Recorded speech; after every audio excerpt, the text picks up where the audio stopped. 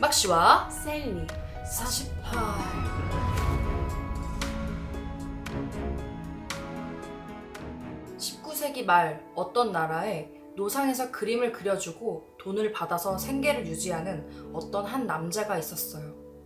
그리고 그 건너편에는 똑같이 그림을 그려서 돈을 버는 여자도 있었죠. 그 여자에게 고객을 뺏기게 된 남자는 점점 원한이 쌓이기 시작했죠. 그 무렵 그 나라에서는 상대가 죽는 모습을 그림에 그려서 걸어두면은 그 저주가 이뤄진다는 믿기 힘든 소문이 나돌고 있었어요. 남자는 지푸라기라도 잡는 심정으로 그 저주를 실행하게 되었죠. 화가로서 나름대로 자신이 있었던 그 남자는 그 여자가 군인들에게 잡혀서 강간당해 죽는 모습을 그림으로 그리게 되었어요. 그것도 40페이지나 되는 스케치북에 한가득. 며칠 뒤에 그 여자에게 어떤 군인이 다가와 초상화를 의뢰했어요.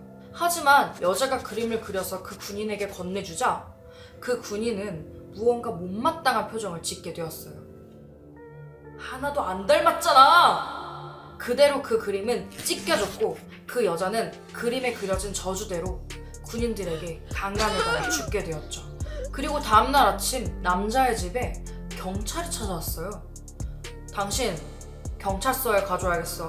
남자는 경찰서로 끌려가게 되었죠. 거기서 기다리고 있었던 것은 혹독한 고문과 질타였어요. 남자는 도저히 이유를 알 수 없어서 물어보게 되었어요. 도대체 제가 뭘 잘못했다고 이러시는 겁니까? 조사를 맡은 형사는 이렇게 대답했죠. 네가 그 그림을 그리던 여자 강간하고 태워 죽였잖아. 그러니까 이런 벌을 받아야지. 넌 살인마야. 남자는 자기가 한 게 아니라고 필사적으로 대답했어요.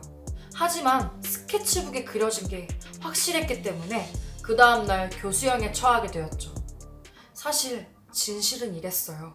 남자가 저주의 그림을 그리던 그날 그 여자 화가가 할 말이 있어서 그 남자의 집에 찾아가게 되었는데 마침 그 남자가 자신의 저주 그림을 그리는 것을 보게 된 거죠. 그리고 그 여자도 그 저주의 그림은 어떻게 그리는지 알고 있었어요. 그러니까 그 여자는 자신의 죽음을 예견하고 그 남자도 똑같이 당하도록 그림을 그렸던 거죠.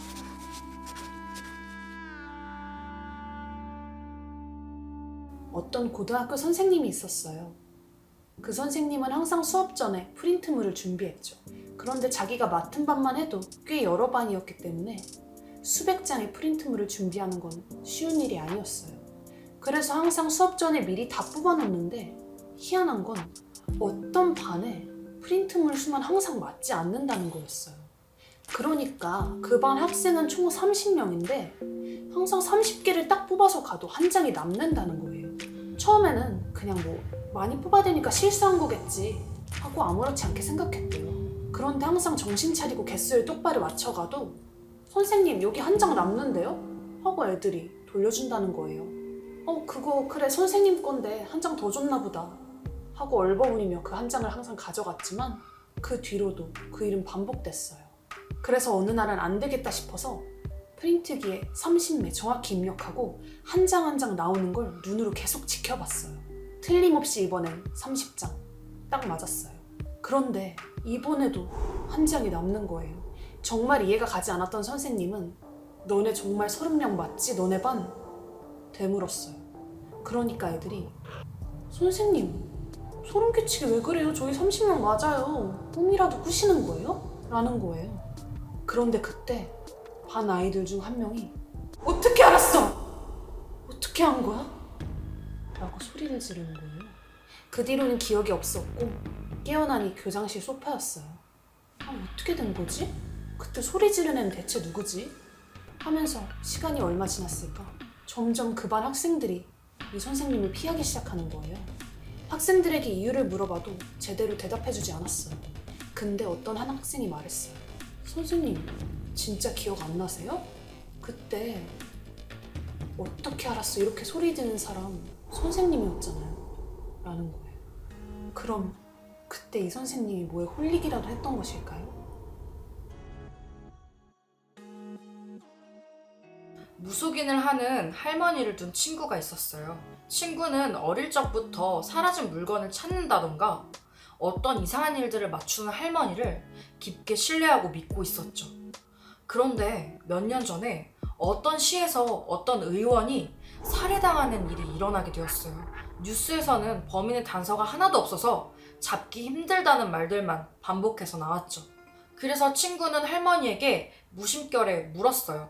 할머니, 이럴 때는 죽은 사람 영혼 불러서 할머니가 범인을 알아낼 수는 없는 거야? 그러자 할머니는 그 죽은 사람이 언제나 가지고 다니던 물건을 가지고 오지 않는 이상은 알아내기 힘들단다.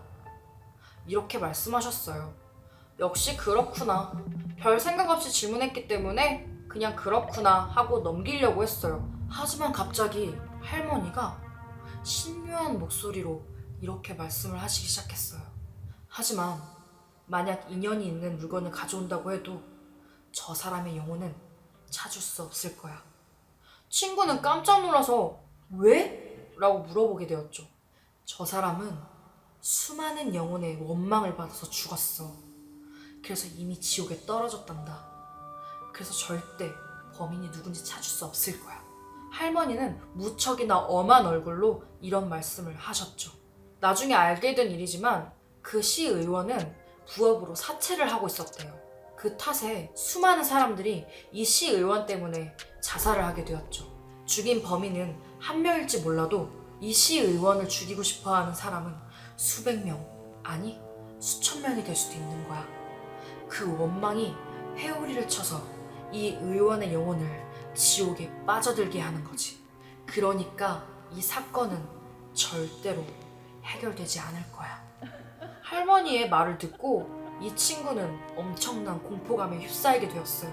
그리고 10년이 지난 지금까지도 그 시의원의 죽음에 대한 사건은 밝혀지지 않았답니다. 지금부터 무혐의 타임! 이 이야기는 정복자님께서 댓글로 제보해주신 무서운 이야기입니다. 어떤 부부와 아기가 있었는데 그 아기가 계속 도리도리를 하는 거예요. 처음에는 무시를 했는데 너무 심하게 하니까 절에 데려갔어요. 그런데 스님께서 하시는 말씀이 그 도리도리를 스스로 멈추게 하라는 거예요. 그리고 며칠 뒤 가족들은 미술관에 놀러 가게 되었어요. 그런데 부부는 이 아이를 잃어버렸죠. 근데 저 멀리서 보니까 직원이 아이를 데리고 있는 거예요.